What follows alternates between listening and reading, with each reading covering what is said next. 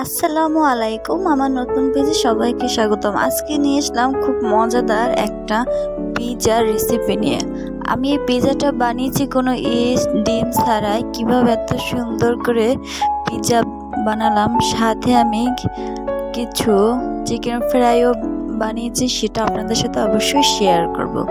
আশা করি আমার এই ভিডিওটা যদি আপনাদের ভালো লাগে অবশ্যই লাইক করবেন, কমেন্ট করবেন ও শেয়ার করবেন। এই যে আমি এখন চিকেনগুলো কেটে রেখেছি। আমি হলুদ, মরিচ, লবণ ও জিরা নিয়ে এটা সুন্দর করে মাখিয়ে নেব। ভালোভাবে আমি মাখাচ্ছি। চিকেনগুলো খুব ছোট ছোট করে কেটেছি, কারণ আমি পিৎজা বানাবো। এখানে আমি আটা নিয়েছি, সামান্য কিছু লবণ নিয়েছি, আর এখানে কিন্তু আমি গরম পানি নিয়ে ডোটা তৈরি করতেছি। আমি কিন্তু এখানে কোনো ইস্ট, ডিম এগুলো কিছুই দিইনি। ঘরোয়াভাবে কিভাবে পিৎজা বানানো যায়, ঠিক দোকানের চাইতেও মজার, সেটা অবশ্যই আপনাদের সাথে দেখাবো। আমি খুব ভালো করে আটাটা মাখাচ্ছি। এই যে ডো হয়ে গেছে,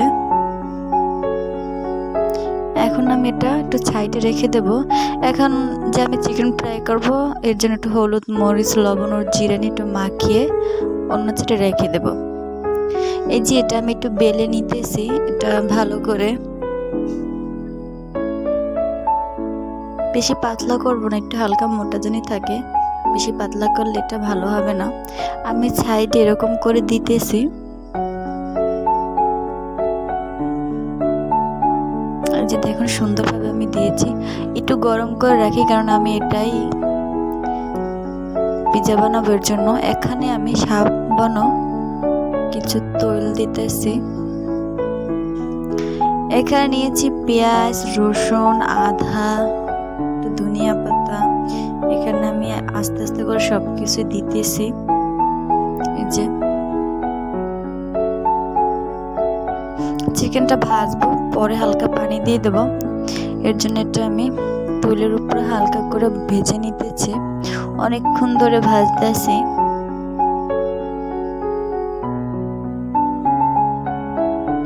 এখন চিকেনগুলো দিতেছি, কারণ আমি ভাজবো, এর সাথে সাথে পেঁয়াজগুলো ভালো করে ভাজা হয়ে যাবে। এর জন্য চিকেনগুলো দিয়ে আমি আস্তে করে নাড়াচাড়া করতেছি। আমি বেশি কিন্তু গ্যাসের পাওয়ার দিনে হালকা দিয়েছি, বেশি দিলে এটা পুড়ে যাবে, তখন আর ভালো লাগবে না। এর জন্য আস্তে দিয়েছি, অল্প দিয়েছি, যেন আস্তে আস্তে এগুলা ভাজা হয় যেন। এই যে আমি তৈলের উপরে খুব সুন্দর করে ভাজতেছি। পরে দেখতেছি যে তৈল আর একটু লাগবে, এর জন্য পরে সাধারণ একটু তৈল দিয়ে রেখেছিলাম। অনেকক্ষণ ভাজার পর অল্প করে একটু পানি দিতেছি, একটু সেদ্ধ হোক। এদিকে আমি এগুলো সব ঠিক করতেছি। এখন আমি চিকেন ফ্রাই করব। এখানে আটা নিয়েছি, লবণ নিয়েছি, মরিচ, হলুদ, এগুলো নিয়ে ভালো করে মাখিয়েছি। এই যে চিকেনগুলো নিতেছি, এগুলো পিস পিস করে। আজকে চিকেনগুলো আমি ছেঁচে দিইনি, এগুলোটা আস্তায় নিয়েছি। এই যে আমি একটা বলে একটু পানি নিয়েছি, কারণ চিকেন ফ্রাই করতে হলে এরকম মাখিয়ে, প্রথম আটা দিয়ে হালকা মাখিয়ে পানি দিয়ে ভিজিয়ে তারপর এটা মাখাতে হয়। এই যে আমি সুন্দরভাবে মাখাচ্ছি, টিপে টিপে টিপে টিপে। যদি না মাখাই তাহলে কিন্তু এটা চিকেন ফ্রাই হবে না, শক্ত করে এটা মাখাতে হবে। এই যে আপনাদের সাথে একটু শেয়ার করতেছি।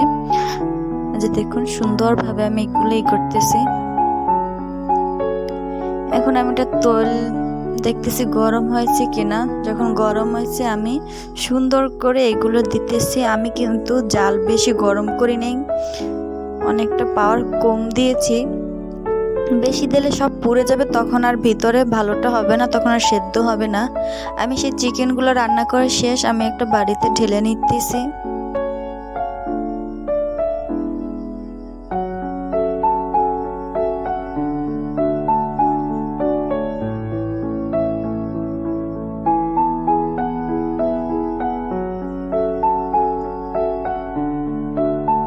চিকেনগুলো খুব সুন্দরভাবে সেদ্ধ হয়েছে, খুব মজারও ছিল চিকেনগুলো। পরে আমি টেস্ট করে দেখেছিলাম যে কেমন হয়েছে। এই যে দেখুন, এখন আমি সুন্দর করে এটা সাজাবো। এই যে আমি এটা নিলাম।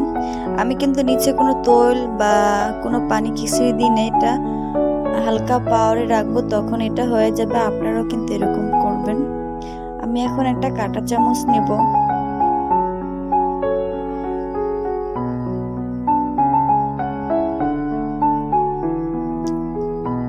যে আমি এখানে টমেটোর সসগুলো দিতেছি।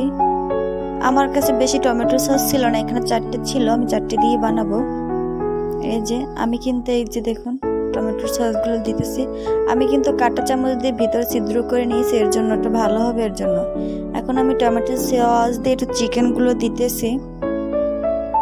আজকে আমি চিকেনে বেশি কিছু দেব না, উপরে শুধু সাধারণ একটু পেঁয়াজ ছিটিয়ে দেব। অনেক মজার ছিল এটা। এই যে দেখুন অল্প অল্প করে পেঁয়াজ দিতেছি, আমি বেশি দেব না। দেখছেন মাশাআল্লাহ অনেক সুন্দর হয়েছে।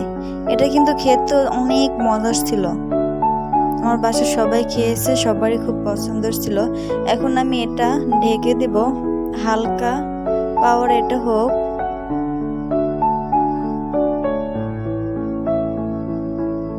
আমি যে চিকেন ফ্রাইগুলো বানিয়েছিলাম সেগুলো ভাজা হয়ে গেছে।